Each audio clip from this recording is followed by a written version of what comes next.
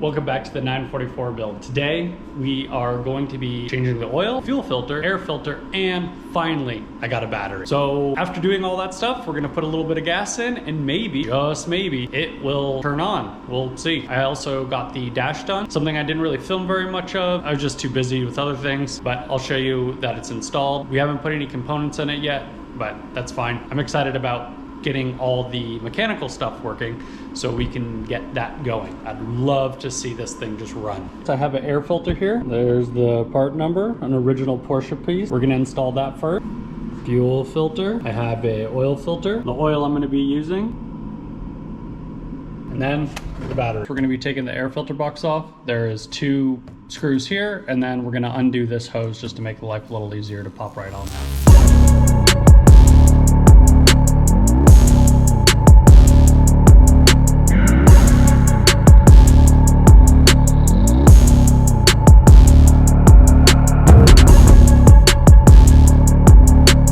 There's definitely spider webs in there. And then look how dirty this filter is. I lied, there's 2 screws here, screw here, and there. The one back here, you saw I had to put the extension on. I don't really have a good long screwdriver. I just taped a bit onto a 1/4 inch and got her. Here's the new air filter. Oh man, side by side, looks like we're doing a good thing. The airbox looks real clean inside there, so that's positive. Better than that 911 there with the rat hole chewed in the side of it. Everything is pressed in. Time to do our steps in reverse. It's all laid pretty nice. Everything looks seated. Let's screw it back in.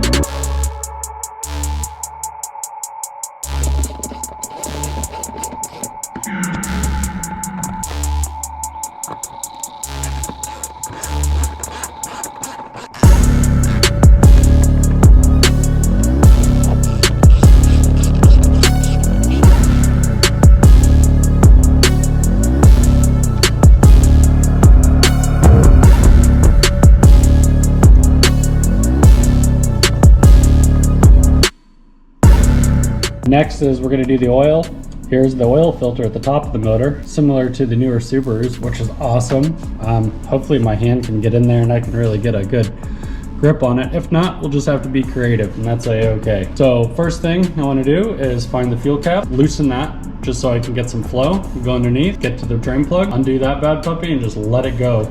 And while that's happening, I'm gonna go over to the fuel filter and we're gonna disconnect that.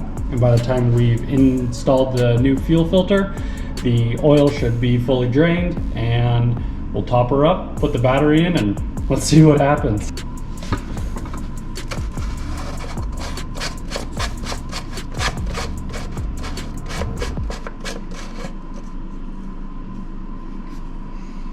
Yummy. Got a 15 mil wrench right on here, and we are gonna loosen up this here drain plug. I got my oil pan right here, so let's hope for the best.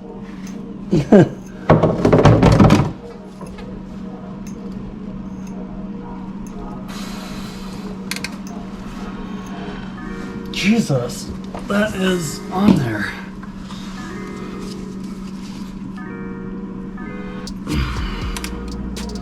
That is like really on there. There's almost 2 on there. I might have to go for a little bit more length. So this is gonna turn into a thing. Getting rid of this little bitty wrench. Maybe. Bringing in the big guns.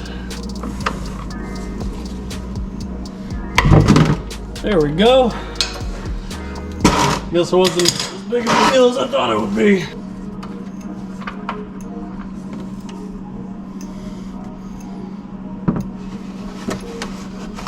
Look at that. Not seeing much. That's gross though. I'm worried it's looking milky, but maybe it's not that milky if it is. But I'm not seeing a lot of sparkles and shimmering in the oil, so that's a plus. That makes me a little happy. Let's go change that fuel filter, or yeah, the fuel filter.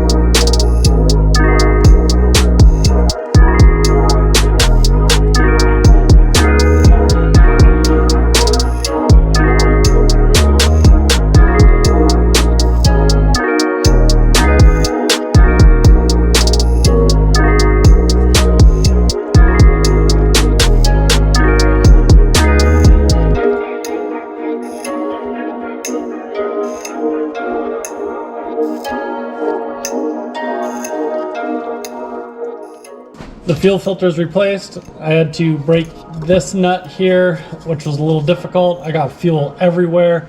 While in the middle of breaking one of these, I dropped the wrench and it landed in the oil pan here, and I just splashed fuel and oil everywhere. So I just got done cleaning all that up and put this new fuel filter back in. Everything is just hand tight, nothing is in. I need to put the collar on there, but yeah, I didn't film it. I was just a little distracted.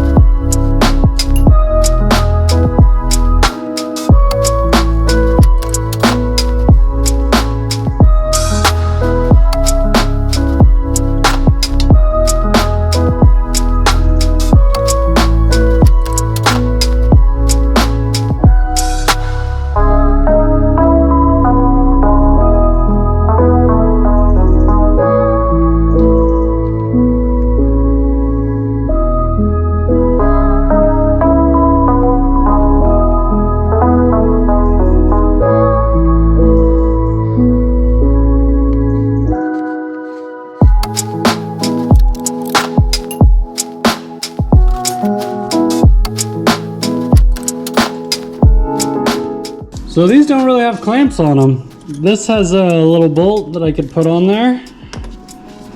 So there's that. But on this side,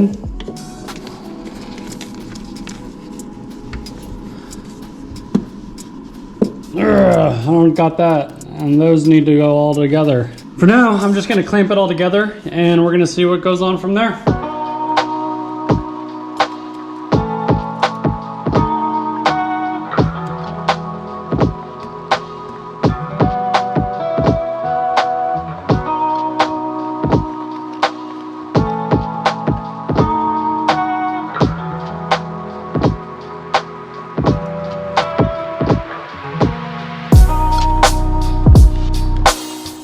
I have the fire extinguisher ready. I'm really hoping I don't need it. We have oil, we got battery, I got new spark plugs, new ignition, new air filter. We have fuel inside. Let's go in and see if we have electrical. So you can see everything is just kind of taken apart, but here's the key.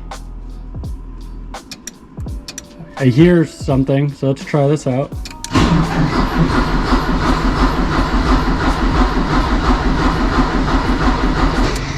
So it's turning the engine over. That's good. Feel the lumpies of it. I'm kind of nervous right now. I'm kind of freaked out, but I'm just gonna keep going and keep looking at things. See, got any drips going on?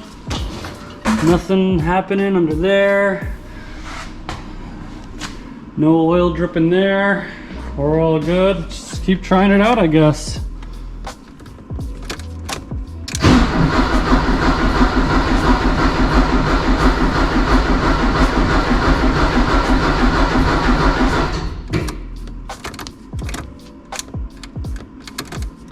Huh. Oh, shit.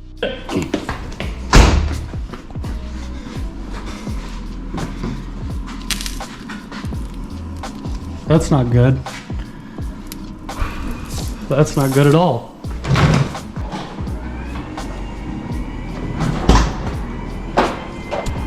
All right, so where I left off at was, I think it was sparking from here. Something popped. I'm really hoping it was a fuse and that it could be replaced. These leads are still warm.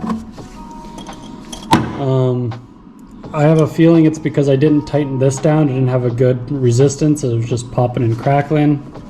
But I don't know. On the battery itself, it melted this lead pretty bad. So there's a waste of 200 bucks. I screwed that one up, didn't I? And yeah, that one's not so bad. That one really got chewed up. There's a lot of heat in here, so I really hope I didn't ruin the battery, and I hope we can still make it work. Legend. I'm gonna be a legend for burning this car down to the ground. Dang, I was so excited. Yeah, man, I'm kind of wigged out right now. I'm a little confused. Not seeing anything else other than that smoky lead that happened. All right, back to the drawing board, I guess. After a little bit of research and homework and doing a couple tests, you can see that this terminal, the ground is just melted, and the hot is as well. And it kept sparking every time I try to touch it, and that really indicates that there's some kind of short happening. And I took my voltmeter here and touched the prongs on both the ground and the hot, and it was making a beeping sound, and the ignition's not turned on. There's no power going to it, and to me that indicates there's a short somewhere. And the only wiring I've really taken apart and put back together was the starter. So I went under the starter and I noticed that it's kind of hard to see.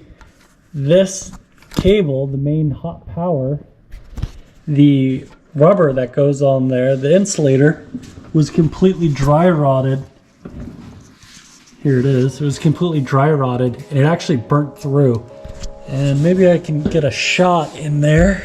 But inside there, where the cable's actually touching, there's a burn mark on the starter body and the hot cable. I completely tore that off. I have some heat shrink tube that'll fit right over that, and then make sure when I bolt it on, it's not resting on the starter.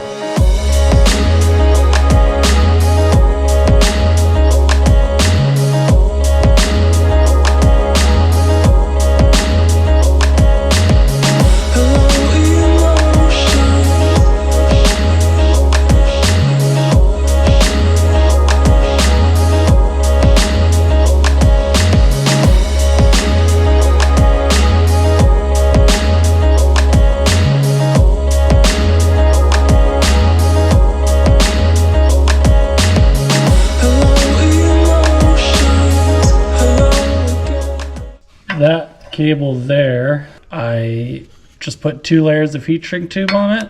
Let's bolt it back up and see how it goes.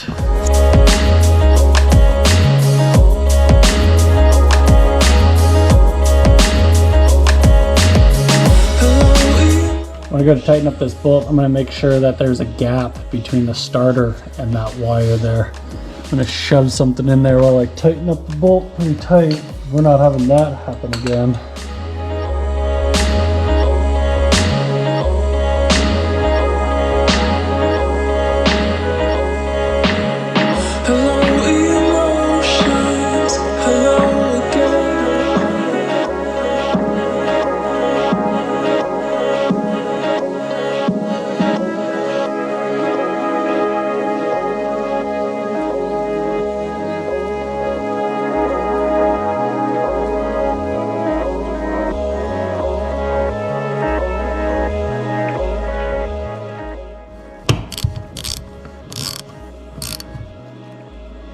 So one of the tests I want to run is seeing if we still have some sound, and I don't want any sound. So I take my voltmeter here and I put it on the beep setting, and I put one on here. This is the hot, that's the ground.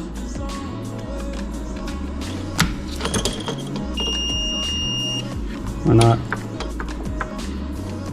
not getting anything, so that's a positive. Yeah, I melted those terminals pretty good. It's not good to do that. Yeah, I don't recommend. Pretty chewed up there. I have half the mind to chop it off and buy a new one, but I want to see what happens.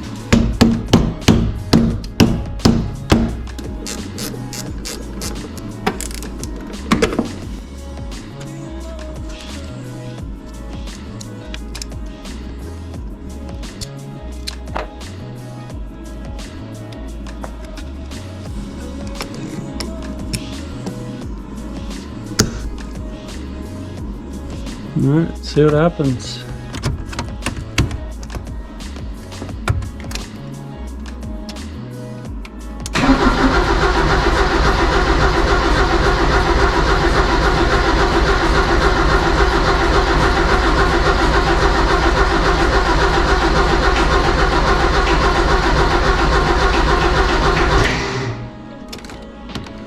Well, that's not a sound I want to hear.